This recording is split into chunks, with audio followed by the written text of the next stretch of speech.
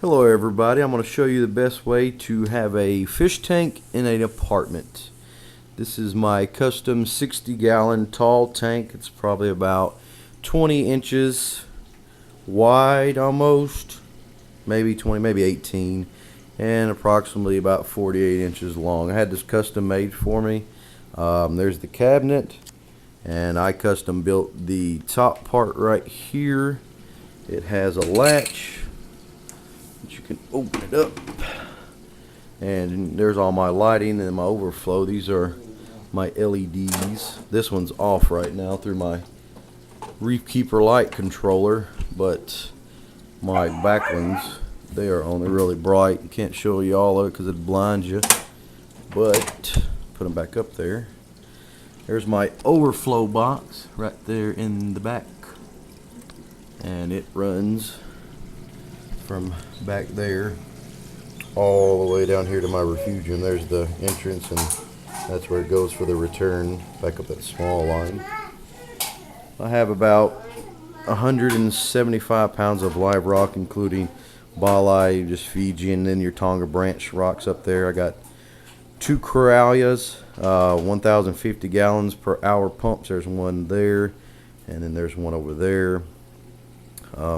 I have a half sand, half crushed coral. It's probably about 1.5 inches to probably about, I don't know, 2 inches thick. I have different kind of damsels. There's my yellow tang, and then I got a real big damsel right there. He's the biggest one. He's probably about 5 inches. He's a good size. And there's the other small one that I have right now. This tank's only about 4 months old, so I'm just, letting it break in slowly before I get ready to start adding corals and stuff to it. And over here is my refugium. There's all my outlets. These are my titanium heaters with a digital control right there. I got it set for, as you see, 76 is when it's blinking, and it's set at 76. There's a green light. The red light will come on when it gets too low.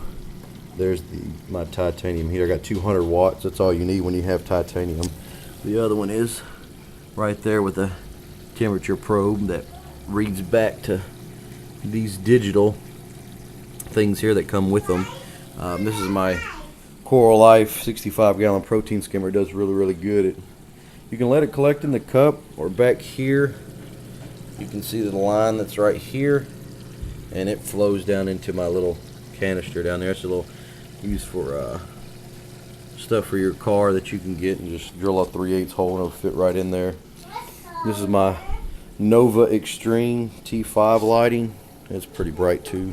Just some light for the refugium that I have, and it's got a baffle here, and it goes down and comes back up here, which flows over slowly. As you can see, it moves pretty slowly over. You don't want it to move fast on a refugium, so got some live rock and some different kind of stuff in there that I got from my local fish store. Got some carbon. I got a little sponge filter, drains down and goes into my return pump, and then I got a UV sterilizer right here. It's about $100. It feeds off of this little MaxiJet 600. Goes in, then it comes back and drains right here in this little conduit. Little PVC pipe I got. I got a Danner 700 Maxi Flow pump that's got a little filter on it. I got it teed off where it comes up, and then it comes down here. Sorry about the lighting situation, but this is my media. Let me turn the light on so you can see. There we go. There you go. This is my media reactor. You can get it from Bulk Reef Supply, about $50. The top part here has carbon. This bottom part right here has GFO to help with the algae, and this is the only one you can put a double reactor here. You got a sponge that separates it in here.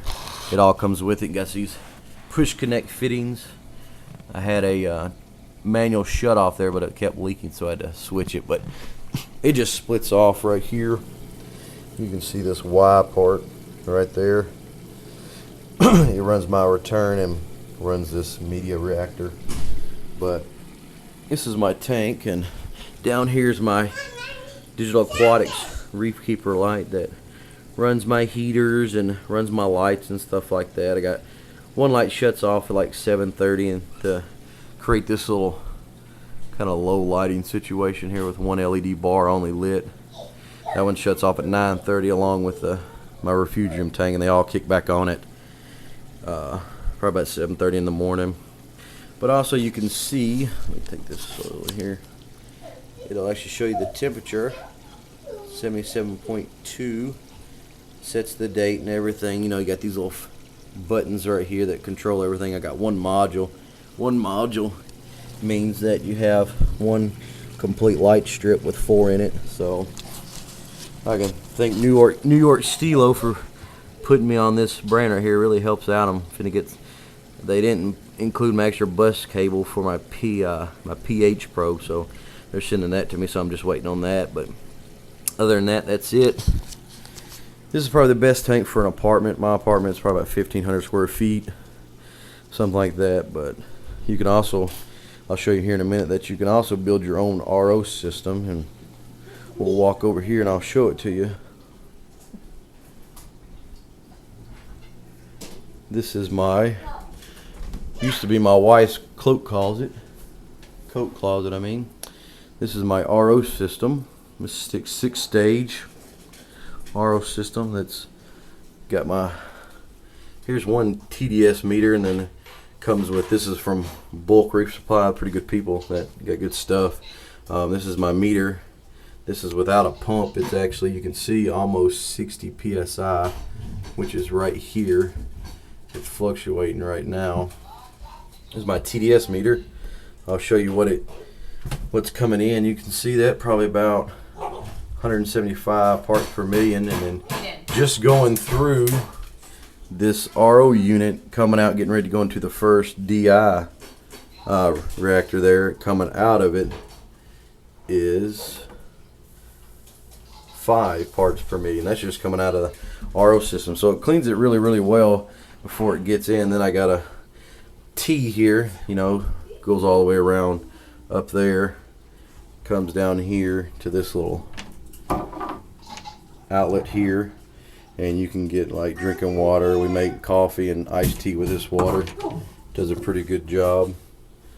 This is my first reactor. It has a TDS meter that came with the system, and it's the stuff coming in is actually, if you can see it, is 0, and going out, which is 0. If it ever gets to 1, you might want to check your filter, start changing them. But this system's probably only a week old, so this whole system, you can get just this system and this one right here for $2.99 plus tax. And then if you want the extra, I just got the extra one just in case. You never know, it cleans it just like a double clean. You don't have to have this extra and white here. You don't really need it, but I just got it just in case. You never know. But it comes with the TDS meter for $2.99, and if you want to buy this one's like $29 or $39, I believe. This one's better. Dude, that has a green light, bigger screen. You can actually see what it says. You know, it's got an in and out. This is the out right there, so it's just a little easier to read. That one comes here, and then it's back here. This one right here, I don't know if you can see that. That goes to that one, and then this one right here feeds off of this inlet, and then this is the outlet that goes down with a pressure valve. I can turn this off when I want to clean it, and it goes down here to my garbage can. Let me back up so you can see it. That's my garbage. This is my water can, as I call it. I'll open it up here, and can't really see the water, but get up a little bit higher there. That's my float valve. You can actually push down on it. A little low light situation, you can hear it, but when it gets back pressure, it'll shut itself off. That's my little boy in the background. This has a flush valve. You can actually flush it probably, I don't know, every 2 weeks or so. And then here in the back, we'll try to get up here. There's an auto shut off valve right there. I don't know if you can see that, but there it is. And that's my RO system, and we'll show you how I got it running.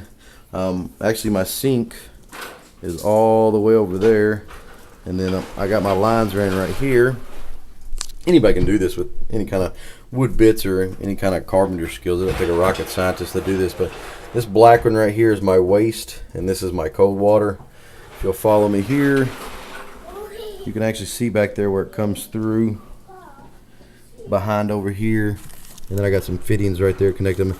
But I cut off the black and red there that you can see, and I put 2 clear ones. They're only this clear with some flex clips right there, as we call them, and they're clear. You can't even really just see them. You know, they run here because my wife was complaining about the black and red, so we did this. And here's my flex clip, and you just drill 2 holes in your sink right here.